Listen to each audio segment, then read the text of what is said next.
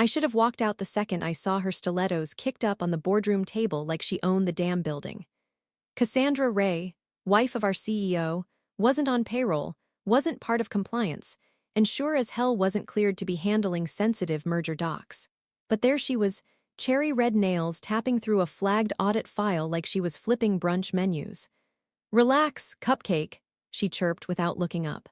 "Let the grown-ups fix your little math mistakes." That was the third time she'd called me cupcake this week, once in a group email CCing legal, once in the elevator with the buyer's counsel, and now here, while thumbing through the very audit packet I'd spent 6 caffeine-soaked months compiling.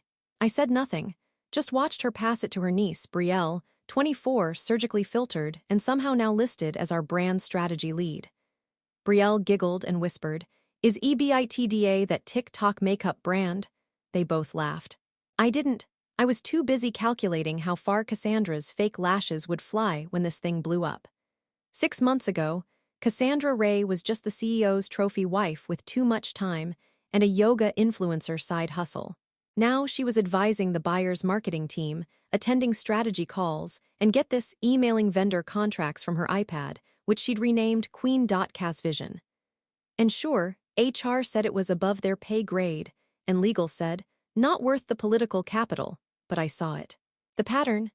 Every time a red flag popped up in the merger audit, she was somewhere nearby with a mimosa and a Mont Blanc pen, correcting the issue like she was playing house with millions in liability. But I didn't snap when she erased my notes. I didn't blow up when she replaced my slide deck with Canva graphics her niece made after one edible too many. No, I snapped in the bathroom, 2 stalls over. Cassandra was on speakerphone with someone, maybe her plastic surgeon, maybe her lawyer. Didn't matter. What did matter were the words. "She'll be gone by next quarter. The buyer doesn't even know her name. We'll cut her loose. Make it cute. Cute." That's when I realized this wasn't some mean girl's power play. I wasn't just being sidelined, I was being erased. That's when I started my own project. Folder. Ice.cast.proof. I saved every midnight file upload, every backdated invoice, every clerical error she made that somehow wiped $348,000 in vendor liability clean. Then I buried a clause. Page 5, footnote 3, deep inside the risk disclosure statement. Clause 6.4b. Any executive signatory submitting materially inaccurate vendor payouts exceeding 0.5% triggers immediate escrow freeze and full indemnity breach. I made 3 copies. Printed, time-stamped, signed in ink, and photographed beside that morning's Denver Times. Because baby, I wasn't just setting a trap. I was sealing a coffin. And just before the final deal signing, when Cassandra strutted in wearing a white blazer like she was about to win a reality show, she leaned in and whispered, "Hope you enjoy being unemployed, cupcake." I didn't blink. I stood up, walked to the head of the table, and placed one sealed folder in front of the buyer's legal counsel. No words, just eye contact. Call it a transfer of power. Call it checkmate. All I know is, when they opened that file, the room went so quiet you could hear Cassandra's confidence evaporate. Before we go on, quick break, my fellow survivors of corporate chaos. If you're loving this boardroom betrayal, hit that like and subscribe. Comment below, have you ever caught your boss hiding something shady? All right, let's turn up the heat. It didn't take long. 24 hours after I delivered that file, the buyer's legal team went radio silent. The next morning, our CFO's assistant called in sick. Then Brielle's access badge stopped working. By 3 p.m., the buyer's counsel sent a single-line email to our board. "We're initiating a full liability audit effective immediately. Escrow funds are frozen until further notice." That was corporate speak for, "You lied. We caught it, and now we own your ass." Cassandra didn't get the message right away. She was too busy staging an Instagram office aesthetic photo shoot in the lobby, holding a latte with one hand and pointing at a mood board with the other. It was surreal, like watching a drunk ballerina dance on a landmine. Meanwhile, I was meeting quietly with the buyer's forensic audit team, walking them through each discrepancy Cassandra had corrected. Each vendor payment that mysteriously doubled after midnight. Each time she routed money through a shell account in Brielle's name. "You really kept receipts," the lead auditor muttered, flipping through the stack. I smiled. "They wrote the fairy tale. I just added the footnotes. 2 days later, the deal was on life support. Langston Hale, the buyer CEO, clean energy magnate and part-time boardroom executioner, walked into our headquarters flanked by 2 attorneys and his private investigator. The board scrambled. The chairman, Alan Ray, Cassandra's husband, looked like someone had just yanked his retirement plan out from under him. Langston dropped a copy of my clause on the table. Highlighted. Signed. Verifiable fraud, signed by your wife. We're done negotiating. Alan opened his mouth, closed it. For once, the man who spent his career spewing disruption and synergy had nothing left to say. Brielle was escorted out first. No drama, no tears. Just a whisper from legal. You're not authorized to touch internal files. Then the badge deactivation. Then the HR folder marked, immediate termination, no rehire eligibility. The best part. Her vision board, the one that said market like a celebrity in glitter stickers, got tossed into the recycling by a pissed-off intern. Poetic. But the real show, that was Cassandra. She arrived the next morning in a beige trench coat and oversized sunglasses like she was entering the Today Show studio. She walked past the receptionist. Badge, beep. Red light again, beep. Nothing. Excuse me, she snapped. This thing's not working. The receptionist, bless her passive-aggressive heart, didn't even look up. You'll need to call HR. Excuse me, Cassandra blinked. Do you even know who I am? The receptionist finally met her gaze. I used to, then went back to typing. Upstairs, Alan Ray was in a closed-door meeting with the board, trying to rewrite the Titanic. Problem was, the iceberg had receipts, and my name was all over them. When they finally reached out to me, humbled, terrified, desperate, it was Langston who made the call.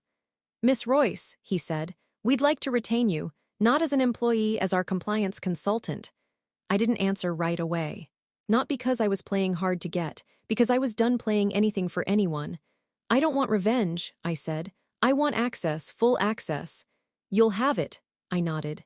Then let's start by cleaning house. Langston Hale didn't waste time. By the end of the week, the entire merger was gutted and rebuilt from the inside out, this time under my control. They gave me a corner office. No pearls, no plaques. Just clean air and clearance codes no one else had. The title, External Compliance Consultant, but make no mistake, I was the firewall now. And Cassandra Ray. She was nowhere on the org chart. Her desk was boxed up by 2 interns who used to cry during her fake feedback sessions. One of them held up her gold-plated vision board and asked me, dead serious. Trash or recycle? I sipped my espresso. Shred it. Alan Ray, the man who once told me, numbers don't matter unless they sparkle, was summoned to the buyer's legal suite. He looked 12 pounds lighter, 20 years older, and $60 million more fragile. Sitting across from Langston, he tried to salvage what little credibility he had left. This whole thing's been blown out of proportion. We can still course correct. Langston slid a printout across the table. Cassandra's signature. Under clause 6.4b, right above a falsified vendor payout line for $348,000. Time-stamped. Metadata verified. Her iPad's device ID right there in the log. Langston didn't raise his voice. He didn't have to. You breached indemnity, he said. You're not correcting anything, you're stepping aside. The boardroom was different now. No more catered brunches. No more latte carts. No more Cassandra, sitting at the head of the table like a pageant judge at a prison talent show. I walked in at 9:01 am sharp. The silence was glorious. My seat had a nameplate now. Serena Royce, Audit Lead, Acquisition Transition. I didn't smile, didn't gloat, didn't have to, because when Langston opened the meeting, he didn't even bother addressing Alan. He turned to me. Serena, walk us through your compliance roadmap. And just like that, I was running the show. The same room that had tried to erase me was now hanging on every word I spoke. Cassandra tried calling. 6 missed calls, 4 voicemails. The last one, a trembling, bitter whisper. Serena, you think this makes you powerful. You were just lucky. I made this deal happen. I built this. I forwarded the voicemail to legal. Subject line.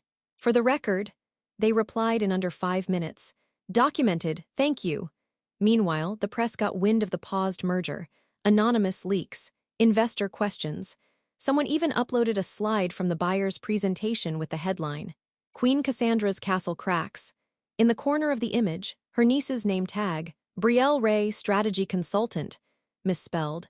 Langston held a press conference 2 days later. Neutral background, plain gray suit. He spoke for exactly 3 minutes. We've restructured the merger terms. We've terminated all external advisors with conflicts of interest. And we're grateful to Miss Royce for her diligence and integrity throughout this process. Cameras flashed. Reporters shouted questions. He smiled once, barely, and stepped away. That single statement sent their stock back up 6 points. And Cassandra, she learned the hard way that revenge doesn't always come with fireworks. Sometimes it comes in silence, in policy changes, in access revoked. But I wasn't done.